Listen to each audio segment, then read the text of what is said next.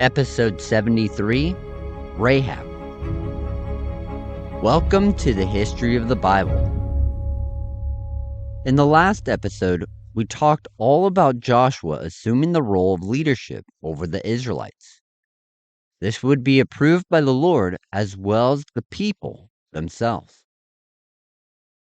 Now that Joshua was the leader of the Israelites, it was time to do the mission that he was given by both Moses and the Lord: lead the Israelites into the Promised Land. Before moving over the Jordan River into the Promised Land, the Israelites have been camping in the plains of Moab, more specifically, the city of Shittim. They have been here for a while, ever since they conquered the two Amorite kings on the east side of the Jordan River. Some sources believe that they stayed in the plains of Moab for almost a year, all on the east side of the Jordan River. During their time there, the Midianite women seduced the Israelites by following cultic practices.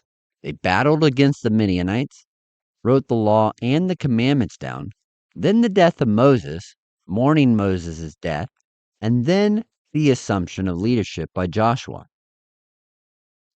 With the Israelites ready to move, Joshua would send 2 spies over into the Promised Land, not to search the whole land of Canaan, but rather one specific goal of spying out the city of Jericho. Jericho was believed to be 12 miles west of where the Israelites were, not too far of a trip for the Israelites. But before we jump into the city of Jericho itself, we're going to talk about the events of the spies first. From Shittim, the 2 spies would cross the Jordan Valley, and we will talk more about the location of the crossing later. It says in verse 1 of chapter 2 that Joshua said to the 2 spies, "Go view the land, especially Jericho." Jewish tradition holds that the 2 spies that were sent by Joshua were Caleb and Phinehas. We've already encountered Caleb, as he was one of the 12 spies that went up into Canaan all those years ago. It was he and Josh who believed that they could take the Promised Land. The other man, Phinehas, whom we have also met, is the son of Eleazar, the grandson of Aaron.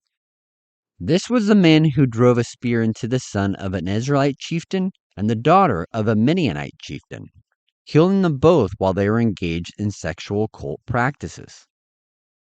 Both of these were trustworthy men who fully trusted the Lord, because Joshua probably did not want what happened last time when the spies were sent into the Promised Land.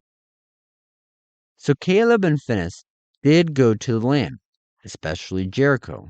In the latter half of the verse 1, it says that they came to the house of a prostitute whose name was Rahab and lodged there.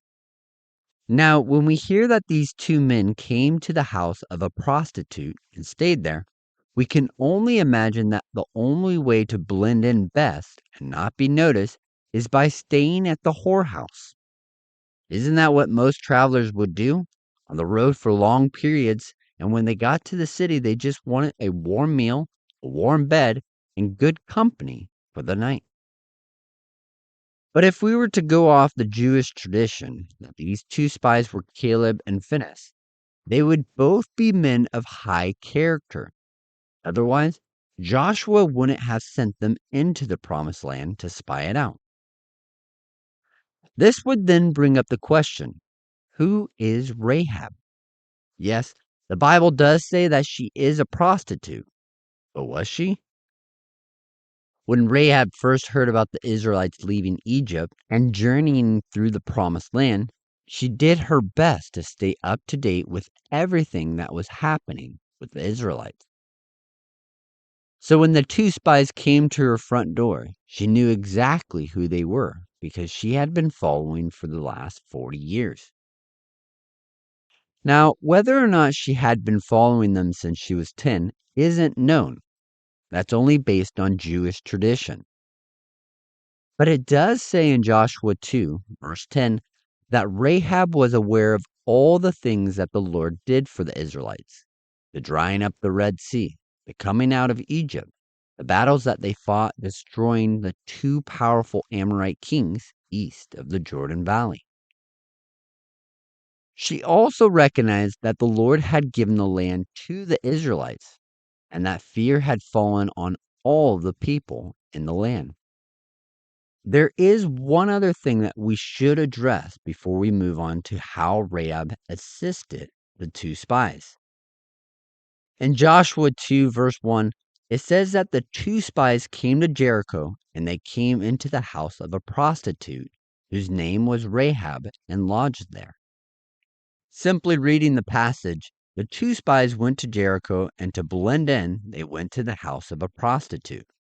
This would simply mean that Rahab was that prostitute. Jewish historians hold two thoughts. The first thought is that Rahab was simply what she was, a prostitute who sold her body at her home for the service of others. However, without giving away too much information, Jewish historians believe that she was redeemed from her past and would come to live among the Israelites, marry Joshua, and become an ancestor to the 8 prophets and priests, one who would include Jeremiah. Although even this is hard for many Jewish historians because they do not like the idea of their priests and prophets being the descendant, especially famous ones like Jeremiah, being born in the line of a prostitute. Although we do know that Rahab would not become the wife of Joshua, that would only be Jewish tradition. In Matthew 1, verse 5, it says that Rahab would give birth to Boaz, and Boaz's father would be Solomon. Eventually, Boaz would become the lineage in which King David would come. However, that is getting ahead of ourselves. It is possible that this is another Rahab, but most scholars believe that the Rahab from Jericho and the one who bore Boaz are the same woman.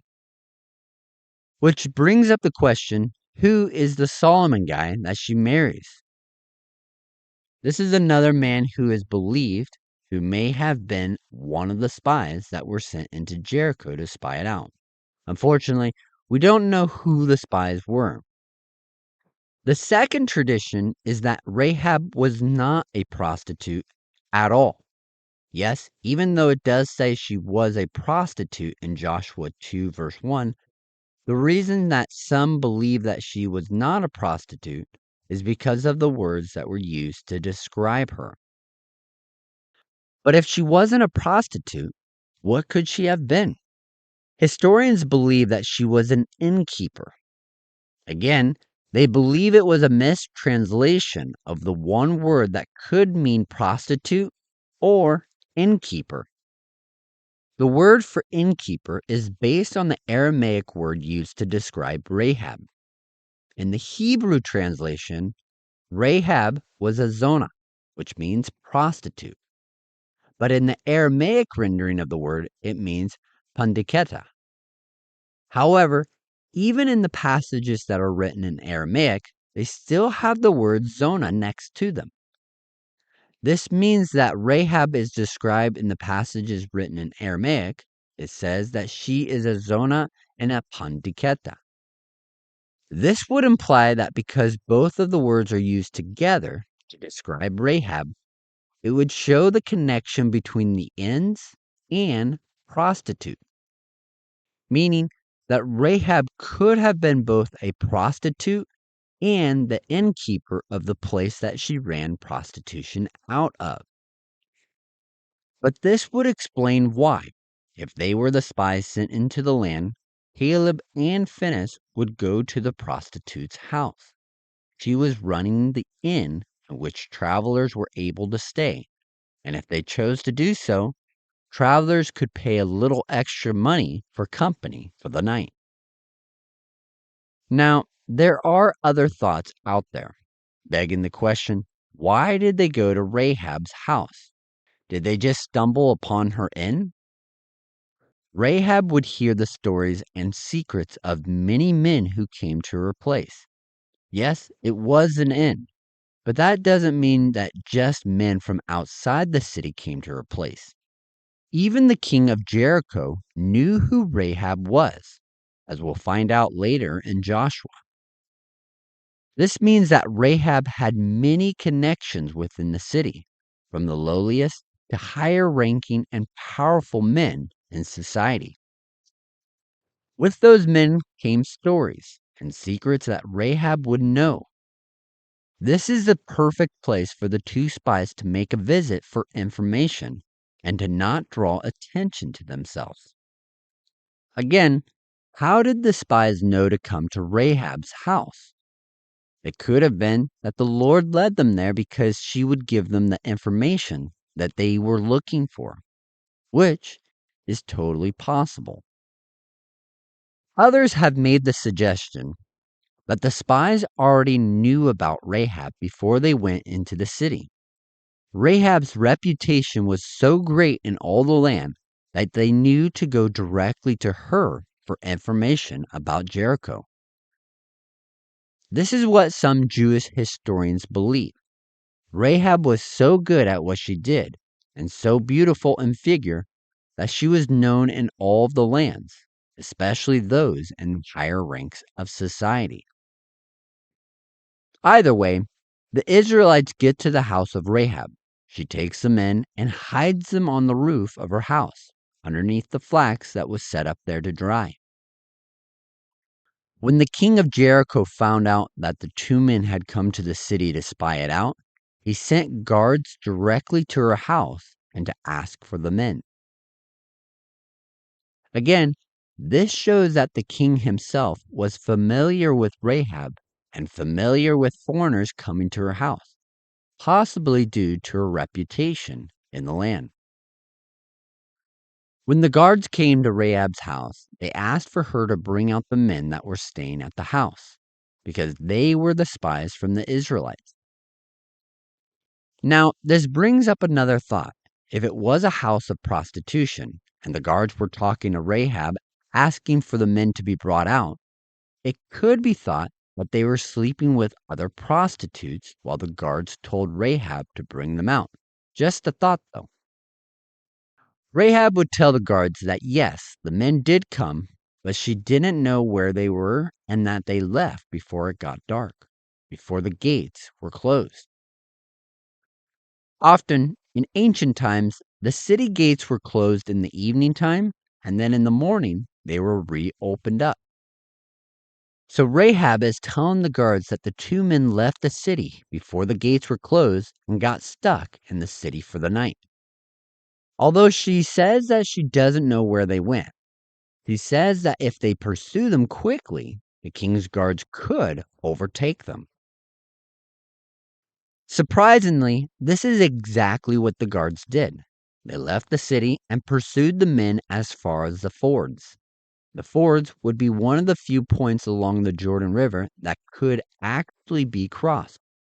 These fords were directly east of the city of Jericho, and the king's guards were probably hoping to reach the spies at the fords before they were able to cross the Jordan River.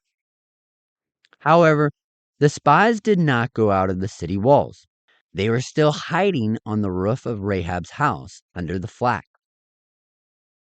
As a side note on flax, flax was often used to make linen after the flax fibers had been dried out.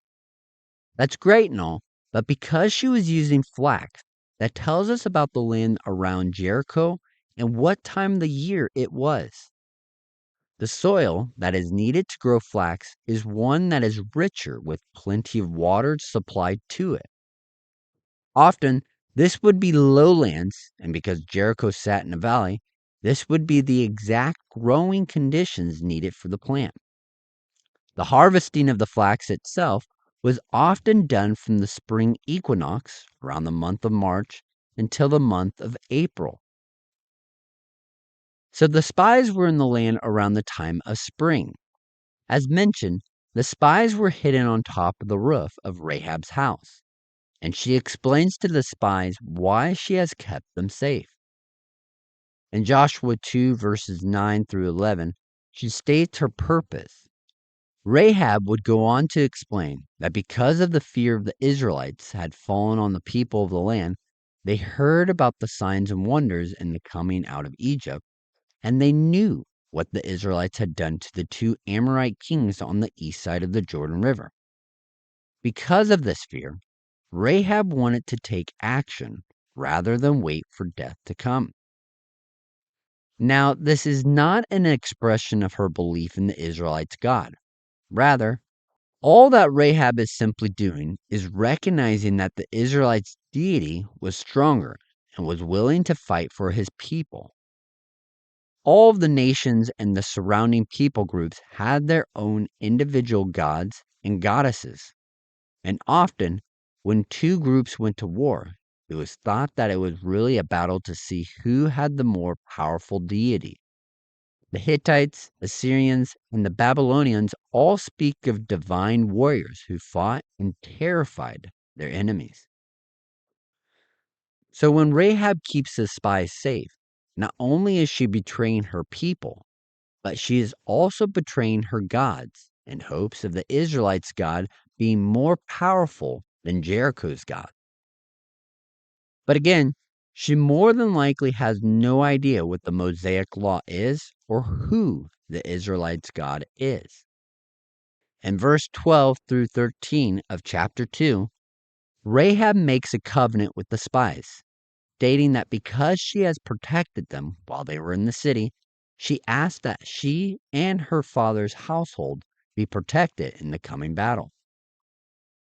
The two spies agreed to this, as long as she did not tell them about their doings in the city to any of the people of the city of Jericho. So the deal was struck that Rahab would not say anything and the Israelites would not attack Rahab and her family. It's interesting that Rahab is negotiating for her and her family's life. Often during this period, this task would be the responsibility of the eldest male in the family, such as the father or grandfather. The spies would add one more condition.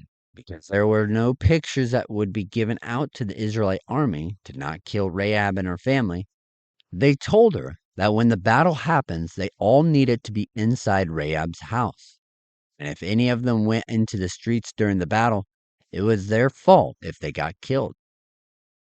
To help make the house of Rahab known to the Israelite army, she was required to tie a scarlet cord in the window so that in the coming battle, the Israelites would know not to enter the house with a scarlet cord hanging from the window. One thing to point out, the Lord told the Israelites to destroy all the people in the land of Canaan, men, women, and children. Yet the spies are making a covenant with a woman and her family to be kept alive in the coming battle. One, this shows that the spies had the full authority of Joshua to make agreements in his name. And two, this shows that the two spies knew the heart of their God and that they had the freedom to make this agreement with Rahab.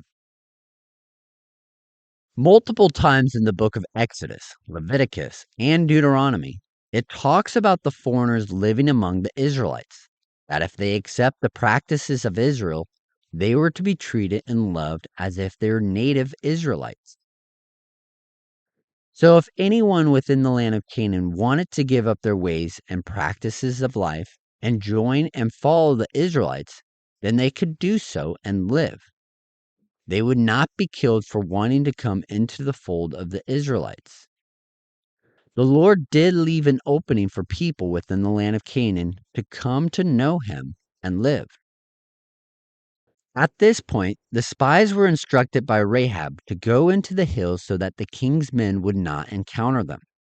She suggested staying in the hills for 3 days. Then they would make their way back to the camp on the east side of the Jordan Valley.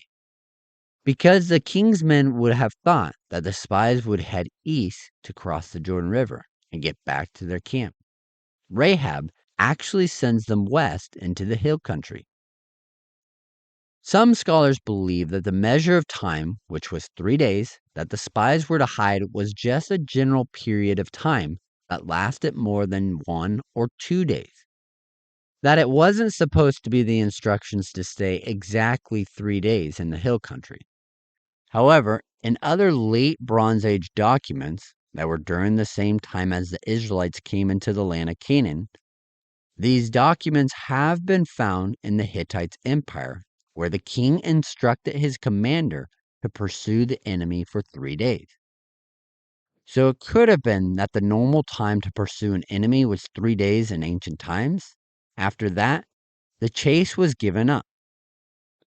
In this case, that would mean the 3 days Rahab suggested to the spies was actually 3 days.